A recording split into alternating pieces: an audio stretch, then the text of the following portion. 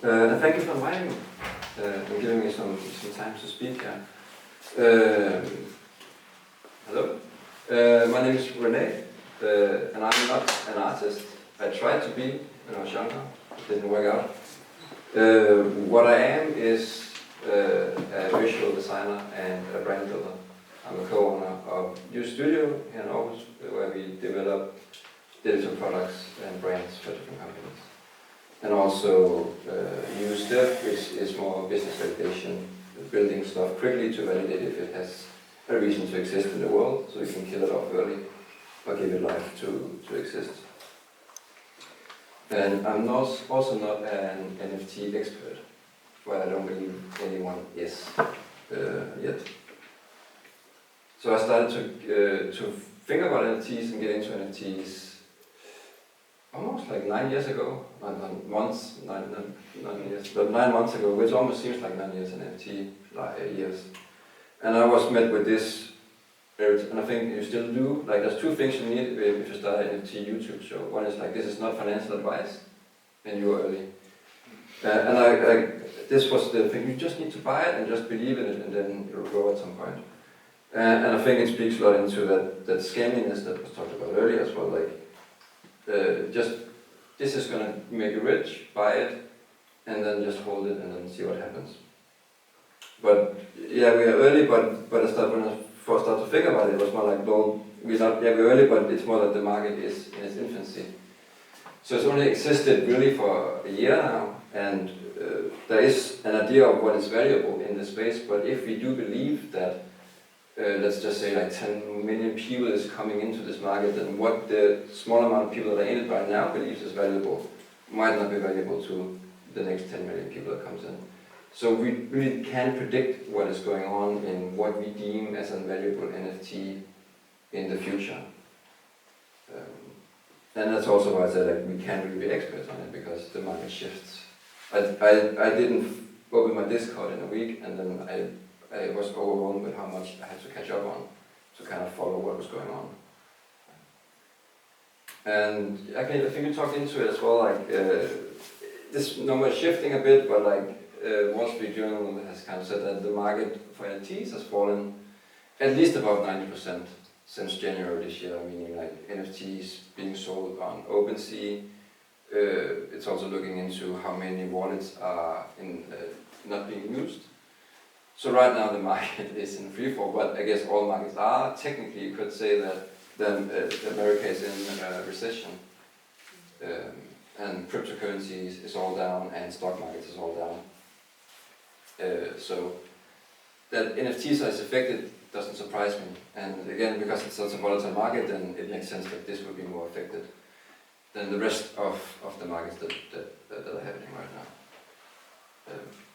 But what we kind of see is that the stuff that is losing value really fast and losing a lot of value is like small up-and-coming projects, mid-tier projects, whereas the more established project is kind of holding its own value still. And that gives me some kind of hope for the future of NFTs. Because what I think will happen is that the bar will be raised, the bar for what a quality NFT is, what it is that we deem as this is worth investing into, will be raised. So right now what happens when doodles hit the NFT market, after a week there were 90 copies of it. It all had some kind of doodle name, it all had the same style. They all like had now we're having a DAO, oh now suddenly, oh we all have to have in-game stuff that you can play to earn. I haven't seen any NFT game be successful yet. Maybe it will in the future, but maybe not. And we also saw that people started to dox themselves. Bored Ape Yacht Club stepped forward in February and like showed who they were to get some kind of more authenticity. I'm looking for the word of like validation of like who they were, and you could trust them. And also like Matt, you talked about like right now you can hide behind an alias. You can make a project and you can rock it, and then you can just take away with the money. The rock happens, but you still own an NFT, but there's no value around it anymore because there's nothing being generated to it.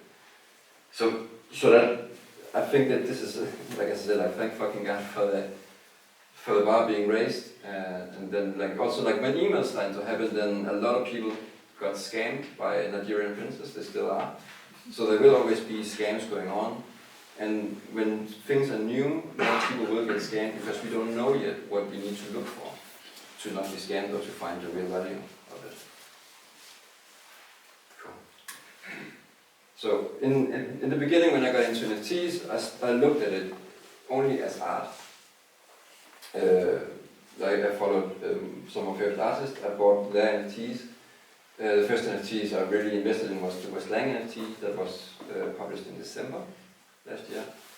And that made sense to me because I owned that picture that my kids is really afraid of because it has skeletons all over the place. But I also owned a part of the original work that he made. So I can't go out and buy a West Lang art piece right now, but I could buy a part of it and have an NFT of it. So that made sense to me. And then I started to go into projects with on the Solana blockchain and helping some projects that I thought was interesting, that wanted to do something interesting, build their brands and kind of grow the community. And then I started to look at it as a startup instead, which made a lot more sense for me.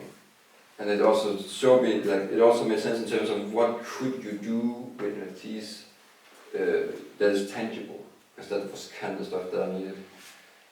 So besides being a guy who thinks he knows something about branding, I also draw typefaces, and I fuse typefaces with some friends of mine.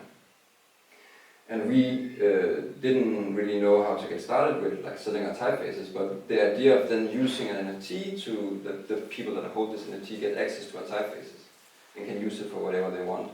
That gives us money up front that we can invest some of our time into developing some of these typefaces to completion.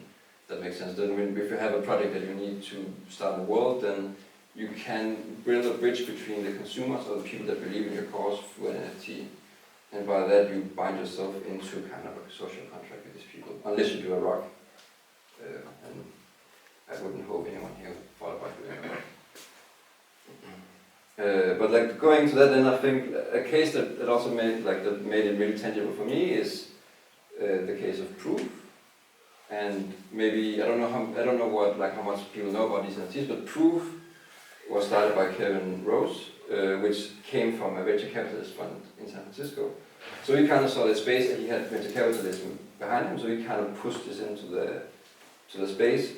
And what he started was a podcast about NFTs with two of his good friends that were also very prominent in the space. And they would invite people in that were doing interesting stuff in the space, and they would make this podcast, and then they would get a lot of listeners. Quite fast, they had almost 100,000 people listening to the podcast on a weekly basis. And then they said, okay, cool, we are going to make a collective here. Let's call it Proof Collective, and you need to own an NFT to get access to this collective. And I think they launched it at 0.8 ETH.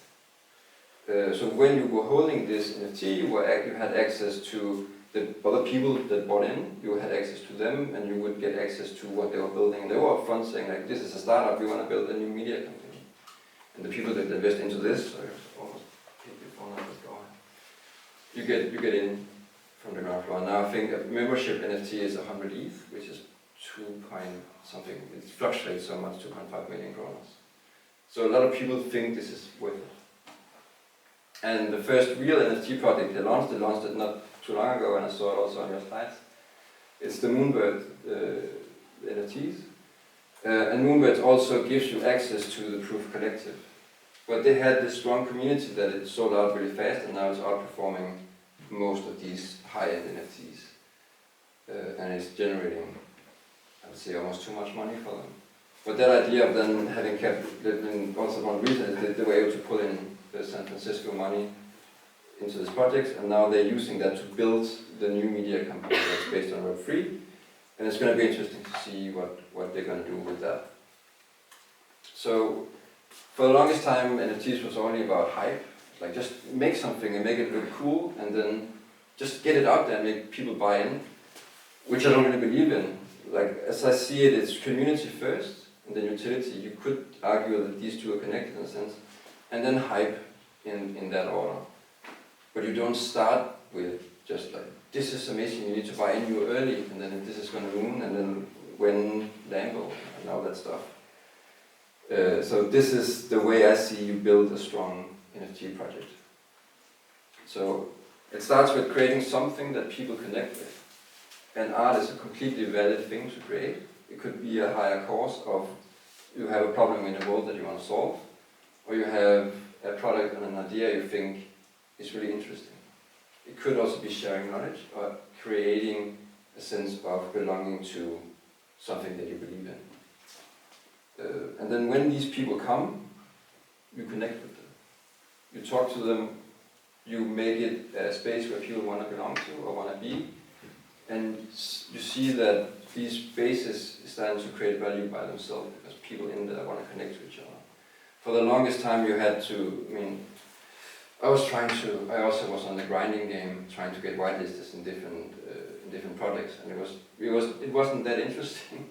I went in to kind of figure out like how it worked. But what I came out with was more relations to people that I'm still talking to. It wasn't that I was able to get an NFT that I thought was worth something. It was the connection with the people. And I think that is what's going to drive it a lot.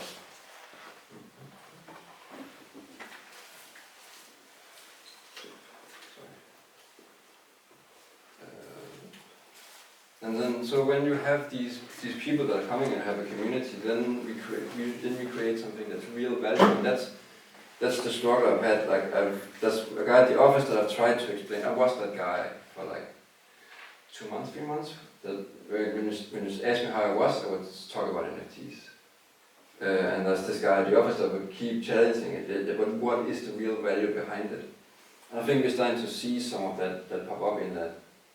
It's not just about owning an NFT and speculating in it, but there is real value, and we see some of it is happening here. And like the first of like the cyberpunks or the Brenda McCully Club and stuff. What the first thing we got was cultural currency. By having these NFTs, you could flash it off, or you could show off in front of the other people in the space. What a lot of these NFTs also is giving us a value is access to something. It could be like Brenda McCully Club started with events, but it also gives you access to the community that's behind it and the people that are bought into it. You saw a lot of airdrops happening where if you owned an NFT, then you would automatically get the next NFT in the series.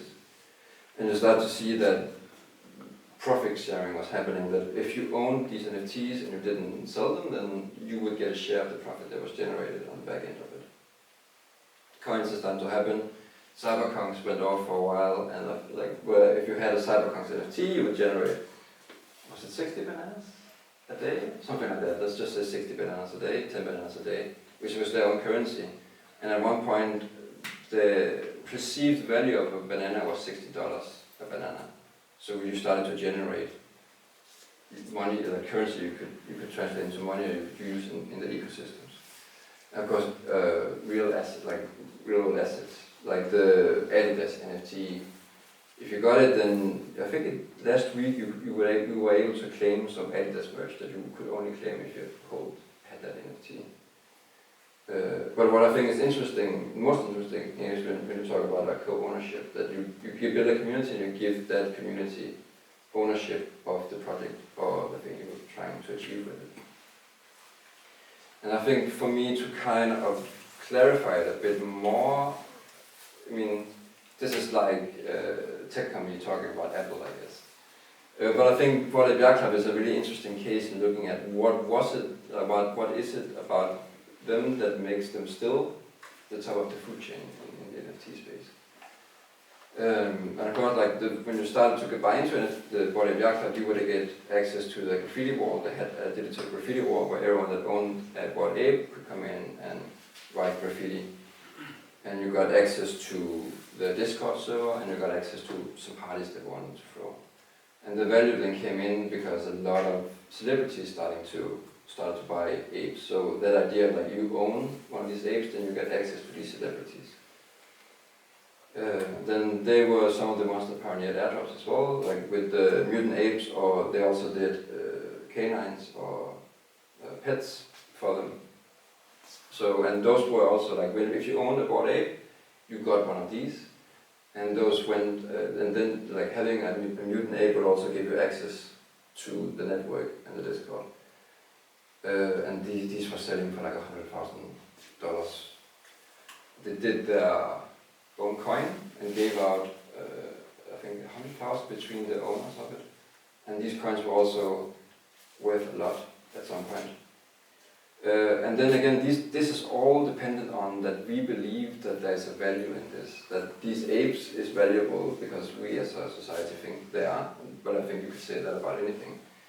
If everyone woke up tomorrow and said that Westlang, the artist, wasn't good, or that his art wasn't interesting, then his value would fall as well. So you need to kind of keep your community engaged, you need to kind of evolve with the projects that you're doing to keep it, be relevant for it.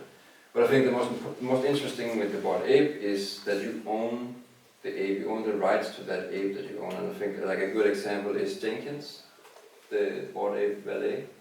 So the story behind this is that this was the cheapest ape that was sold at the time. And the owner, he made a profile around this Jenkins character. Telling the story about he was the valet for the other apes because he was in the bottom of the food chain. And he managed to build a community around having this ape. And right now one of the big talent agencies in America has signed Jenkins. And they are making a book and a TV show. And that guy who has the ape, he's gonna get all of the stuff that comes out of it. We've seen Adidas bought their own ape that they want to use in marketing as well. So that you are part of it, you own it, but then there's another community that's built on top of it, which is quite interesting. And now Jenkins has his own NFT series where if you are a holder of these NFTs, you get to be part of writing the story about Jenkins. So you form what is going to happen in the future with this ape and what's going to happen in the books or the comics or the TV series or whatever they decide they want to make in the future. So I think they're all sold out, but you could find a way. But I think it's a really interesting case of how you take something from a community and then you build a community on top of it.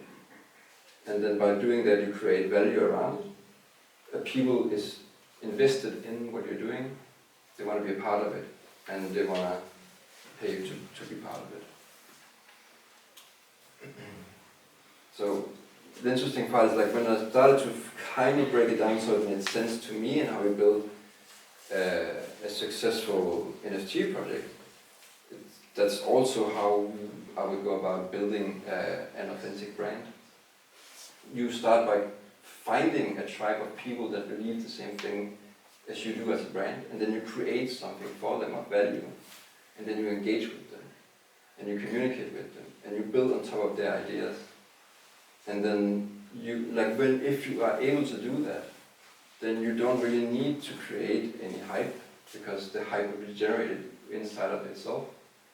People will want to communicate that they are part of this. Like I have a shirt on that's an artist made because I want to show that I believe in this artist or I think this artist is interesting. All the brands that we wear is because we want to say something about who we are, and I think NFTs will do the same. I mean, I believe that, I mean, it has some problems, but every child does. But I think NFTs is going to will be more important, or will take up more space in social media than it does right now. We see it happen, but now is when we need to decide what is valuable in NFTs. Like rug pulls and all this shit is going to happen, and it's continue to happen for a while until people catch on. But then 10 years from now, my grandma will ask for help because she bought a fake NFT or she bought something doesn't have value. But this happens in all industries. So what I think is interesting now is how can we create these NFT brands that people want to engage with, and how can we use these brands to solve problems that need solving, and how can we then give something back to that community that's going to be part of it. I think helium is an interesting case. It's not NFT based necessarily, but Helium is trying to solve that not everyone has access to the internet. So if you opt into Helium, you buy a little router that you put up, and then that router is going to give 3 kilometers of free Wi-Fi. And then when people are on your Wi-Fi, you generate your own currency, your Helium currency, that you can then use in that ecosystem. So the idea is that people believe in the product, they opt in, they get the router and put it up, and then they start to generate value from being a part of it, but they also solve a problem. And I have no real answers into what problems we should solve. I think that's up to whatever people believe in. I have no idea how my time is. Oh shit, I'm early then. Because I have 1 slide left. But then I guess we can do questions if we need to. I'm an educated designer, and the most important advice I got, or the advice I took to heart the most, was in a conversation with a good friend of mine. And what he told me was you are responsible for what you help put out in the world. When I take on brand projects or do visual projects, the companies I choose to work with, I'm co-responsible for what I put in the world or what they do. And that has stuck with me for 10, 15 years. I don't want to date myself how long I started in this profession. And I think the same is true in the NFT space. Right now it's new and exciting, and there's a lot of money that is changing hands. And a lot of rich people need to have their money disappear to not pay taxes. And art used to be the place, now NFT seems to be the place.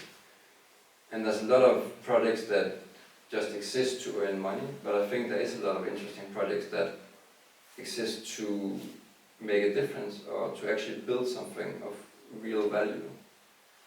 And I think, I don't know what is going to happen in Web3. I don't know if it's going to survive. The government's trying to centralize it. But the opportunities that are there, I think there's a lot of problems that can be solved. And I think NFT can be one of the keys to doing it. So the main thing is to start to connect with people and build communities with them, and then figure out how we create value from that.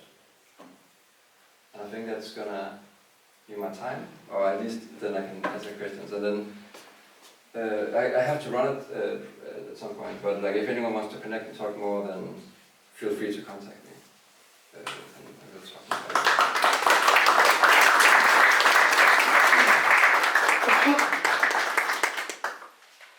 Any questions from the audience? Yeah, actually, thank you for this presentation. It was really interesting. Thanks. I'm a musician, curator, and concert organizer, and I'm actually exploring the idea of using NFTs as a proof of participation. To find a way that to reward the audience and encourage them to go to concerts, especially because the type of music that I deal with, experimental, contemporary music, there is less and less audiences, and I think that's actually a very interesting use case for the NFTs, this proof of participation. But then I also struggle with, how to create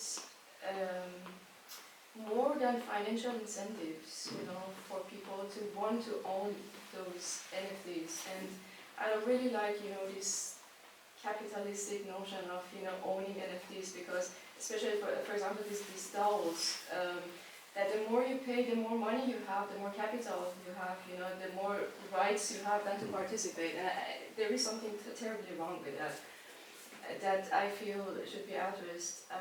So what is your ideas? I like this idea of social NFTs. It's the first time actually I hear it. If there are some examples, similar things that has been done. I think it comes down to utility. You don't I think the podcasting came out 6 years ago. And the interesting with podcasting was that all of a sudden there was a place where you could share ideas and knowledge about, let's just say long-haired cats or something. You could make niche stuff that you could find an audience for.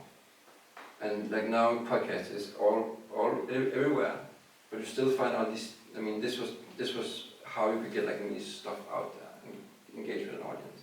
And I think, like you said, like it's kind of niche music, but it doesn't necessarily have to pay back people. But access is one of the ideas, like having a participation in that they have, like the people that connect with you and believe in like the music that you make and believe in what you're doing through owning an NFT, because the NFT at the end of the day is kind of a gate, right? You could, like, right now, and then you could challenge that, and I would also like to challenge that an NFT doesn't have to sell out to be a success. That's how it's gauged right now, that if it doesn't sell out, then it's not a success, and then people FOMO, that they opt out of it, but oh shit, I'm not going to make any money. But what I hope is going to happen is that you buy into something you believe in, and by owning that NFT, you can connect with a community. And then by owning that, that gives you... How do you create that connection with the community through an NFT, and why should it be an NFT? I mean, that's a good question as well. Like, something that could be a QR code or something. What does that need to be an NFT? And I think that right now it's connected to owning something, feeling like you own it. And I think like that idea of like there's a proof of stake in it. Like I think that at some point concert tickets will be NFTs, because that will also get rid of like scanning. Like you can see where the ticket was originated from, going back to the artist, for example. So you get some kind of security in it. And I think right now the NFT is like, it's still kind of a gimmick thing to work with, but I think that idea of having it and being able, like you feel like you own it, and you own more of just a CD is interesting. And then by having, like giving access to being part of the music, or being able to name songs, or meeting people is interesting. But I don't like, I mean, the people is always creative and is always surprising you. So I don't know what people will do with it, but what I can see right now makes sense for me is that by owning an NFT, you're part of a community, and it gives you accessibility to people that you not necessarily would have accessibility to before. And it gives you kind of an ownership in terms of that you could be part of shaping the project. So it's like a simplified version would be, I almost look at it as a Kickstarter, but with NFTs instead. So bands earlier would go on Kickstarter and say, we have this music, we want to push it out, and then you can buy it now and you will get a CD at the end of it if you fund it. But I think what would happen in Kickstarter is that you would put in money, and then you would wait, and then you would get a CD in the mail at some point. With an NFT, you as an artist would be keep to engage with the people that are buying in, because that's what gives value to it and what continues to give value to it. So also, like when you do an NFT, you also go into that sense, like you need to then follow up on it. You need to be accessible, and you need to be part of the community. You need to go in and keep people engaged. I think a good scare example is Gucci wanted to go on the NFT craze, and they followed the rules, like the playbook as it were. They went out, created a lot of hype. Yeah, Gucci is going to make an NFT. You're going to make a Discord, and you can go in and you can get a whitelist to go, but then they didn't think ahead of that. Like that's how long they thought. So when people went into the Discord, nothing happened. It was like a dead space, and people kind of went out of it again. So it's like when we do an NFT project, we also need to realize that we then find ourselves to be part of the community and keep it going. I don't know if that answers. Yeah, sure. It's just for small industries, for the indie industries, small like communities, it doesn't really make sense, because it won't get like more expensive, so it won't get any value with time. So that's the question: what else could But be does it done? need to gain more value over time? No, this is what I'm looking for. Yeah. What else could be created instead of the? But yeah, there's so many inspiring ideas. Thank you. And actually, I can maybe jump in on that. I've bought a few NFTs now to join certain communities, and they happen to be on Discord. So I did like one course that required NFTs to be part of that course, and they didn't cost much. It cost as much as the course cost, and they don't go up in value. But the idea is me having that NFT gives me access to certain channels in Discord that I can verify that I have the NFT to be allowed access into. So no one else could enter those channels. So it was like 400 of us in that class who were within that small community. And you can't really do that with a Slack group. I mean, anyone who has the link can get access to it. You can't really do it in any other means. But over here, of course, you probably have a password gateway or whatever. But again, anyone who has a password can enter it, technically, if you share that password. But with NFT, it made sure that only 400 of us could ever be in that space. And you can never have more than that, unless you have an NFT in your wallet. So I think that's one way of like using Discord to build communities. And the Discord just becomes like a big communication channel, right? Like you can have like videos, messages, conference calls, all of that. So it wasn't enabled by NFTs, but NFT culture adopted Discord as an amazing platform to communicate within and build communities inside that. So that could be a way of like building a group for your art network. And of course, it's not about making money, I guess. It's about giving access to something. Making money is cool as well. I'm sure. There's a lot of safety in it. Like you can't really make a fake NFT in a sense. Like it lives on the blockchain, and you can always see who created it and where it came from. So I think there's a lot of security in it as well. That's going to be more and more important as all the cyber attack is taking place. But I also think that raises to the thing that not everything needs to be an NFT, and it kind of feels like that right now. Like, oh shit, like if we can only make an NFT of it, then we will be millionaires. But not everything needs to be an NFT. Not everything needs to be like a digital key to something. So it's all experimentation for the future when there are real use cases. When we all just live in lying in bed with a VR set, and that's how we live in the world. Yeah. That was awesome. Any other questions? Yeah. Thank you for a very thought-provoking presentation. Talking about brand value, what would your suggestions be to someone who wanted to build something that also stands out as being climate friendly, combined with NFTs? Brand-wise, how does that work? That's different ways. Like that's one of the main reasons I went away from buying stuff on Ethereum and to Solana, where it's way less heavy on the environment. And again, like this is a new technology, and the way it's set up is not optimized. So it would be that either you offset it right now if you want to like make sure that no one can call you out on what you're doing. It's selecting what blockchain are you going to work on, because there is a big difference between how heavy it is and how much they pollute. And then it's also like building revenue share into correcting what you're doing and to trying to solve that problem. I think is interesting. That like some of the NFTs that I'm a part of right now is trying to make Solana a safer place to deal with NFTs, because I think Solana is way more. It's more for my values. It's better than Ethereum. If that makes sense. But that's like all brands has this problem, because whenever you produce something, then you also destroy something, or you like we don't need more shirts, we don't really need anything else.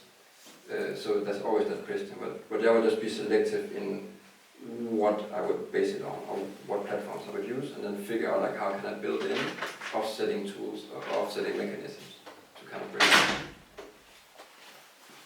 And also to add on to that, right now Ethereum and Bitcoin, those blockchains are pretty non-green, but they are building alternative blockchains that are green. Solana is a good example. It's apparently energy consumption of one transaction Solana is as much as Google search, like the amount of energy consumed by Google searching and then pinging the server, getting results back. And we probably make trillions of searches every minute, I guess. I don't know how the numbers work, but the numbers are huge. So Solana transactions are equal to Google searches, and there are other chains like Harmony that are going much lower in energy consumption as well. And I think like if you're building something now, then just be transparent and upfront about it, because that's something you can engage with and use to kind of tell a story. So don't hide it, bring it to the forefront.